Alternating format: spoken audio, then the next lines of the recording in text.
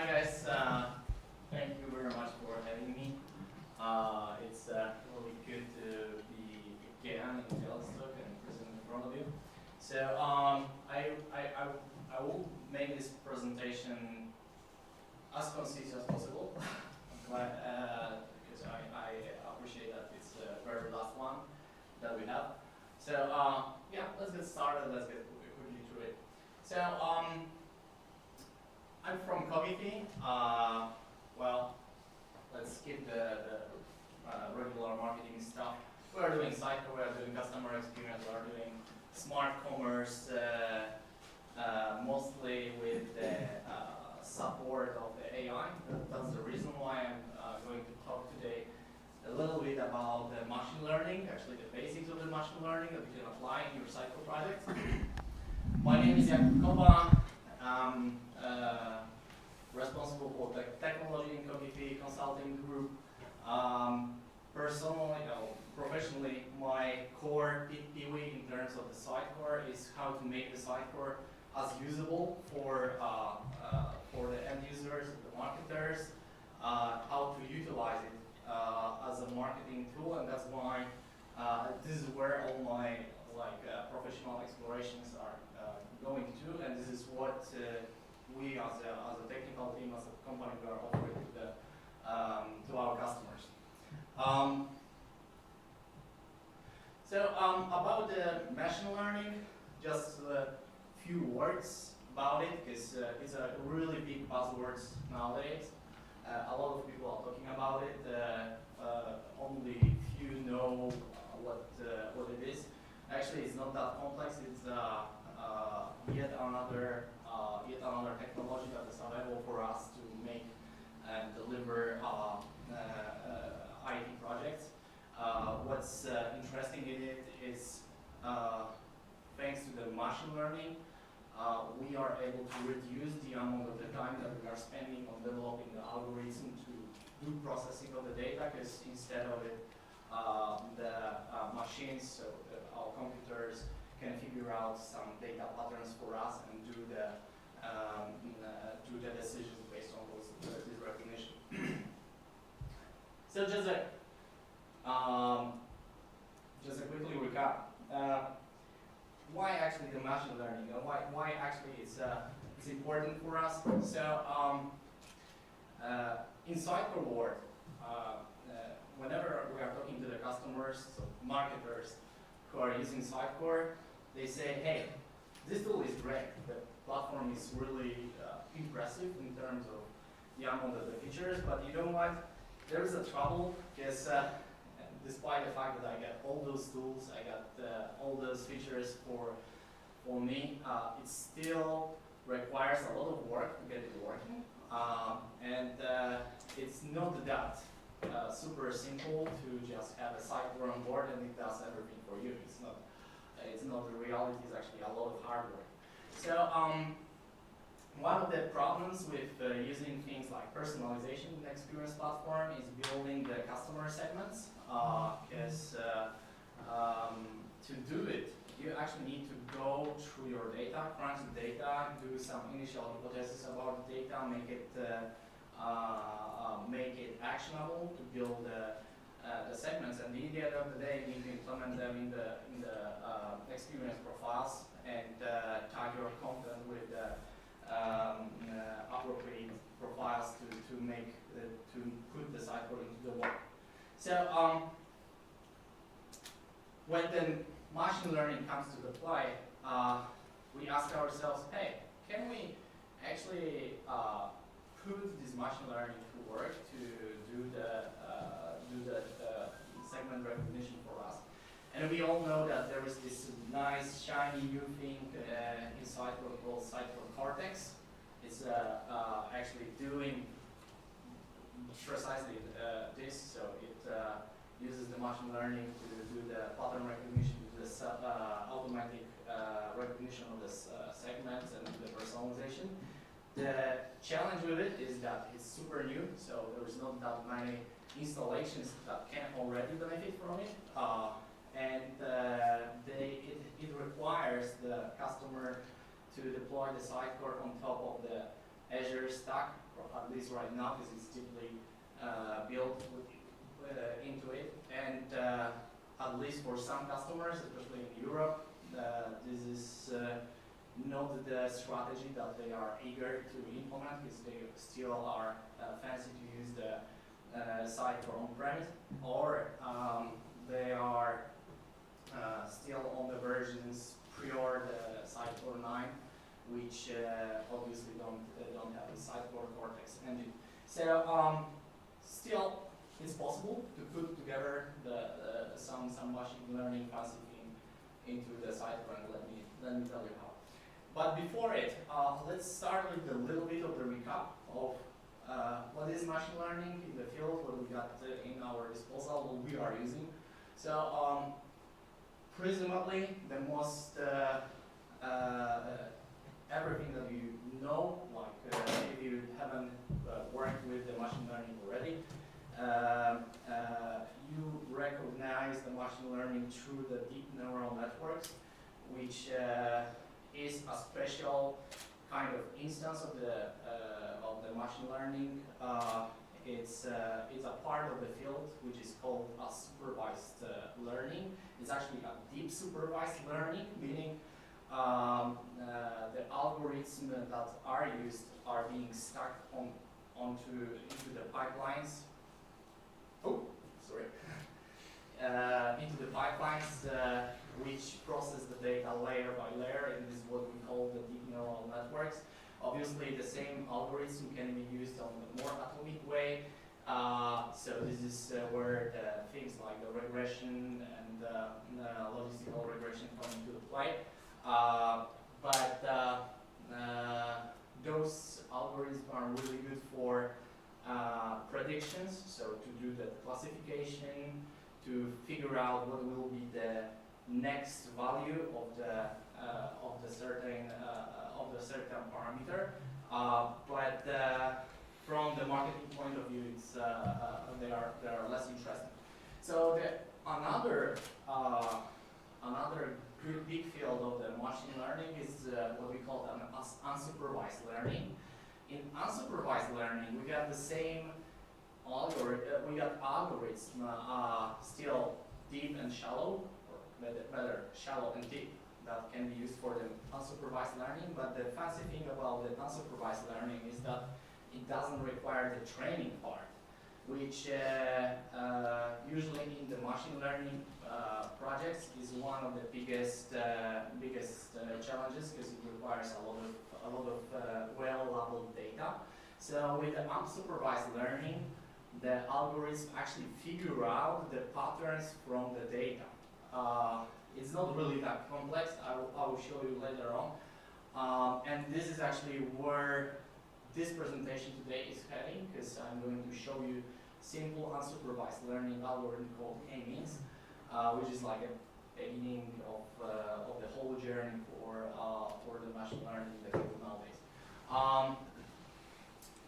Finally, there is another big thing, what we call a true AI, so reinforced learning. So this is when we put all those algorithms that we have into play, and and we build something more than just a single neural network. We build pipelines of algorithms, out of which one does the decision, and the second probably tries to train this algorithm to be better and do better decisions. So this is what we call the reinforced learning, and the reinforced learning is where actually the machines can learn themselves how to do the stuff without the human input. So, but that's more a holy grail nowadays.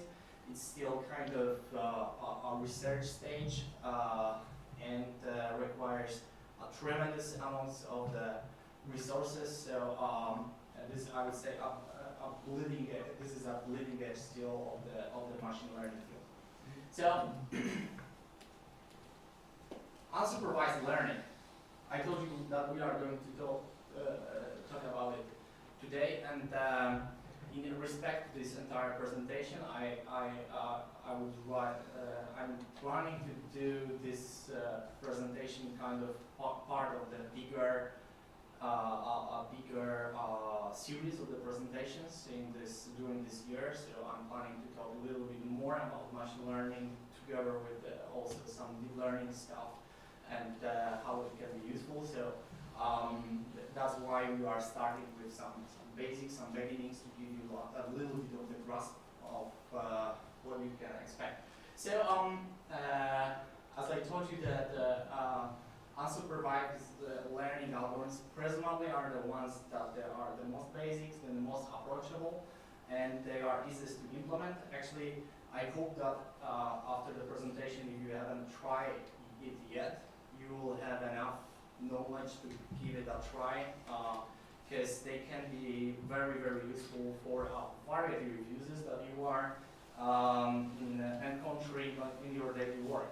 Because thanks to the unsupervised learning, we can do mainly two things. What we call clustering. So we got some set of the data that looks like random, and we can use the clustering algorithms to figure out some pattern out of this data and try to put this data into the right, let's imagine kind of buckets that describe this data and how it looks like. So this is the clustering, and this is where the k-means, the algorithm that we are talking today, belongs. Another good use is the association. So whenever you stumble on the issue of showing the most relevant next thing after something, like in basket on the e-commerce, this is where you would actually use one of the unsupervised learning algorithms out there that helps to figure out where are the associations between the items.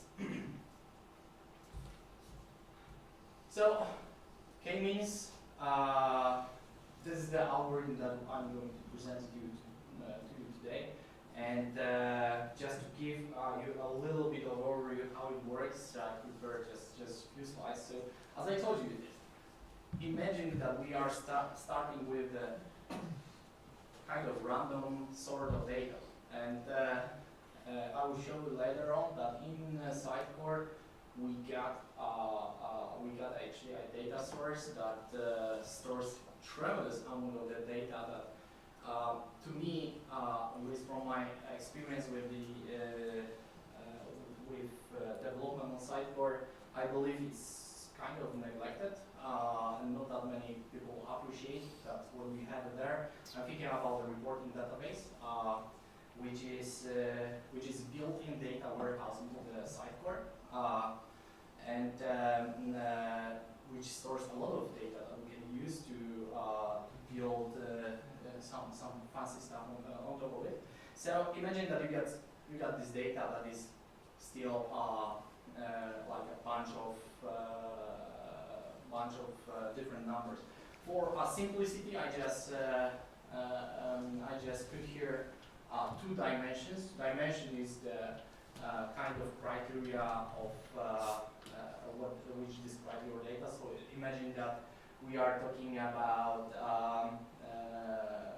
let's say geographical location, like so we got the longitude and latitude here, right? So every point, data point that we have, you can put somewhere in this chart, and it belongs to some area. So in the first step, the k-means algorithm tries to first in the first step we actually have to tell the k-means algorithm how many segments we anticipate it to produce for us. So when we do that, it just gets the number. So here we have 3 segments. It tries to segregate the data that you have into that many clusters, so that many different categories as you supplied for it. So it creates it creates some kind of division between the data to figure out how many different types of the data you have. So at the end of the processing of the algorithm, you end up with the data that is described by the algorithm as of belonging to one or another cluster. And what's even more, the algorithm tells you what's the mean, so the average property of every data set, which is called in the k-means nomenclature centroids. So centroids are like the average points of the data. So if we are going back to our example of longitude and latitude, the centroids will show you what's the average location of every of your segments, which for you as a marketer is already a kind of very useful input, because if you learn that in average you got 3 segments, one segment is in western Poland, one segment is in south, and one is maybe in central Poland. You already can take some based on your experience, your knowledge, you already can take some guess in terms of who are your users, right? So the central Poland, presumably the mean is over there is presumably are the people coming from Warsaw and suburbs. Western, right? So the western cities, south, I don't know, Krakow maybe. So thanks to that, algorithm can provide you with the input so the centroids are the description that you can use for your marketing personalization. How does it work? Why it's called machine learning? Hey, you say, well, it's just yet another fancy algorithm. Well, yeah, it's true. How it works. It goes when you have a data set. It goes through your entire data set and calculates some intermediary sums, averages, that means, and based on that, it does the segregation into the cluster. So from the data perspective, the algorithm actually operates on the data and it tries to figure out some pattern out of it. Thanks to the fact that it's unsupervised learning, and the algorithm doesn't require any of our input, so it's not trained to find out the pattern. So if you remember the deep neural network, we need to train them to recognize the patterns. Here, it actually recognizes the patterns and tells us what the patterns are. In this mean, it's still a well-suited machine learning algorithm. What's funny, what's interesting, I told you that it's a kind of basic algorithm. Basic also in a way that we are using quite often the same algorithm as an input to the deep neural networks to prepare the data, which is called feature extraction. So how we can use it in Sitecore? Well, Sitecore is well suited to run the full stack even without the Cortex. Actually, the Cortex is from my explorations sounds more as an expansion to what used to be a processing and aggregation process in Sitecore, which is yet more expanded for the whole infrastructure, rather than a completely novel thing. The whole machine learning stuff within the Cortex is still a matter for you to build the relevant model. So you still have to learn what are the machine learning algorithms available for you. But in Sitecore platform, in a nutshell, without the Cortex, what you can leverage and what we are leveraging to drive the stacks of the machine learning algorithm that we are building into the Sitecore.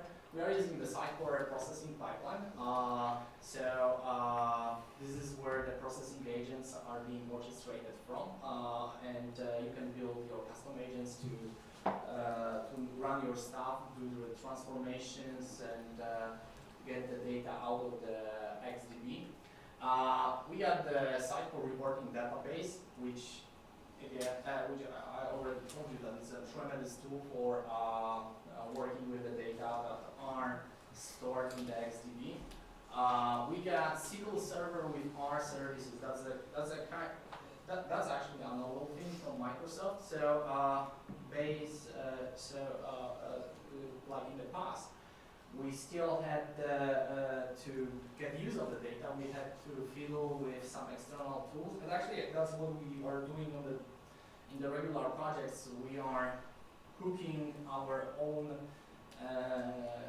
machine learning stuff based on Keras, so it's Python, right? Python stack that does the heavy lifting in machine learning for us through the web services. But Microsoft, in its newest, it appeared for the first time in SQL Server 2017, but in 2019, which is already available for download. It's a first-class citizen, so you got the built-in R language support and Python support. So you actually don't need additional tool to run the machine learning stuff. Sitecore reporting queries.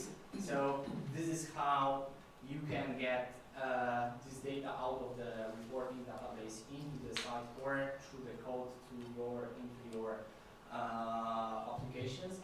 Sitecore experience profile, and Sitecore personalization rules. I believe a lot of you already tried it, I'm not going into the details. So components, so the aggregation stack, it's available through. Oh, I saw that I got this. All right. So there's a configuration for the Sitecore aggregation. If you never tried, except setting up the Sitecore for the first time, because you need to disable some of this for some of the instances, I totally recommend to take a look, especially that it can be further optimized if you're for the performance. So it's in high performing environments. It's quite handy to understand how you can leverage it to slightly optimize the performance. Reporting database. So as I told you, that this is a tremendous tool, and it's actually split like a true warehouse. So if you look into this concept out of the reporting database, you got the split like in every warehouse through the fact tables. So the fact tables are the tables that store all the information that happened. All right. So if someone visited the page, it's stored somewhere in the fact tables. If someone triggered your campaigns, it's stored over there. So it's information that something happened. Then you got the dimensions tables. So the dimensions tables describe your data. So you got the contact dimension, you got the campaign dimension, marketing tags, and stuff like that. And this database can be literally used as is to write additional custom reports out of the Sitecore, and you'll be very surprised how much data you can get out of it. There's a really good reference in the Sitecore docs. So I know the 8.1 version. 9.0 wasn't updated, at least it wasn't so recently, but not that much change, at least in here. And then finally we got the SQL with the R support, which is quite fancy, because nowadays you can literally build, so this is a SQL query, right? So everything that we know is something that we really know well. While here, we got this new feature that enables us to run the outside scripts. So this script is actually written in R. R is a kind of statistical language that is mostly suitable for the statistics processing, building the machine learning stuff, doing the data crunching. It's quite, I would say, quite quirky to approach for the first time. This is really built for purpose, the language itself, and it's not like the regular languages that we know. But for the data processing, is really well suited. I actually prefer Python over R, but the Python setup, at least from my trials on SQL Server, is a little bit more complicated. As I told you, the R is now first-class citizen on the SQL, so definitively it has a lot of support from Microsoft. Actually, it also runs in the Azure, so if you got the ML stack in the Azure, you are also writing scripts in R. And so what I did here, I took some data from the facts database. I actually took the data out of the visits by the business contact location. So this fact table stores information where the business contacts visited your website. So you got the geolocation turned on, you got this information stored here. Then I joined it with the visits just to get a little bit more information about what actually was visited. Sadly, I managed only to put here a small snippet of what I got, but I will definitely share this presentation so I can give it a try and expand it further. This is where our k-means clustering algorithm excelled. And if you look at the R script that was actually required to run this k-means algorithm, is just one liner. So it's the algorithm itself is much more complex, but with the languages like R or Python, everything you need to know is the algorithm. Hey, you know it. You need to know what inputs you can take, and you need to know what are the other properties. So this free here is the number of segments I try to get. If you remember the Sitecore recommendations in terms of the segmentation and building the personalization, they say you shouldn't have end up with more than 5 to 7 profiles. This is really unmanageable. And actually, so it already sets you some baseline of where you should stop your exploratory. In terms of the amount of data that we have available, I would say the medium-sized websites, so medium-sized visited by few thousand maybe visitors by day, is better suited with just 3 segments than 5 to 7. But you need to give it a try. As I told you, this is where you need to be Oracle. This is where you need to give it a try, and that's why the machine learning is a lot about experimentation. Finally, these report queries. This is another kind of nifty tool. It's buried inside system settings analytic report queries. What it does, it's an actual Sitecore configuration of the SQL queries to the reporting database. So if you remember how the reports look like in the experience platform and optimization, this is where they got all those data through the queries. Those queries can be accessed from the code via the item-based reporting query class that you need to expand, and they can be further. Your custom class can be further instantiated result out of the query at the runtime. Finally, experience profile. I think that's kind of obvious where you can put it, and the custom personalization rules. I'm skipping that one because I know that you know it quite well, and I see a lot of yawning over there, so that means that it's time to get to the final words. All right, so a few things. Try it. I will share the code, so try to extend. I can tell you that the same algorithm, so the k-means, can be used also for the SEO optimization. So you can use the same algorithm to see how your content in terms of the words is split into the segments. I'm telling this because I saw excellent presentation from Huna, our opponent, that was doing exactly that and using k-means for that. So it's really good. The one problem with the k-means algorithm is that it works well for the disparate data, so you got the continuity in the data. That is where you use the k-means. Unfortunately, when you got the classes and categories of the data, you need to use the slightly different algorithm, slightly more complex in terms of the setting values for k-modes. There are also plenty of others, but they can do everything at once.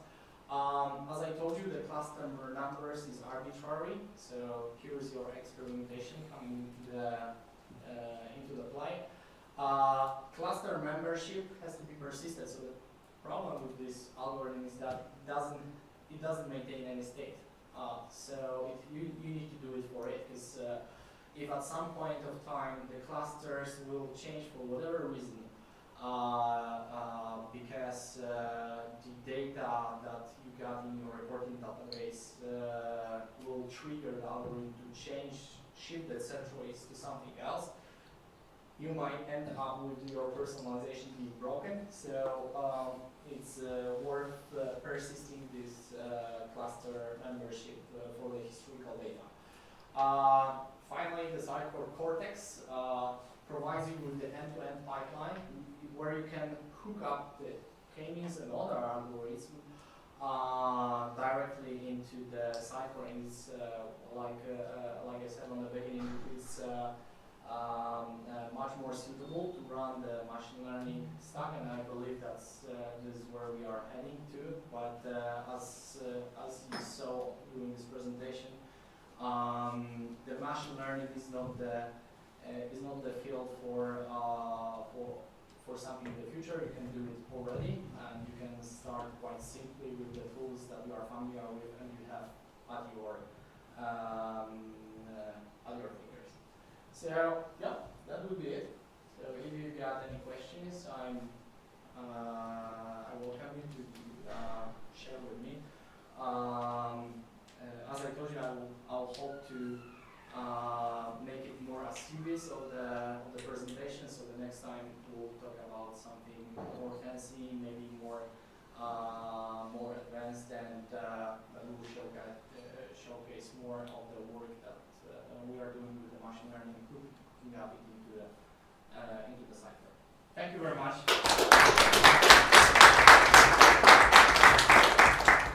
Time for questions? Yeah, we've got time for questions. Any questions? I have one. Yeah. I mean, k-means can be a little tricky. It all depends on your initial clusters, right? So every time you run your algorithm, you can have different results. Exactly. That's why I told you that you need to have a way of persistence. I mean, in the initial, when you begin, when you are sure that you have actually good clusters. I mean, oh, yeah. So there are a few ways to do that. First is experimentation, and the experimentation is the best way. Why? Because it really depends on your data. If the data makes sense. Imagine the situation. Imagine something different. You got like 10 people in your high school class, right? In your high school class, you got. Personally, I'm talking about the pure precipitation. But you got, okay, you got few guys that are deemed, let's say 3 guys that are deemed to be what we call totally normal. Not you can tell anything about it. You got one guy who is like a bulky kind of hooligan, right? You got 2 guys who are quite nerdy and they like to learn. We got 6 already, right? You got maybe 2 sportsmen, so we got 8 of them, and we got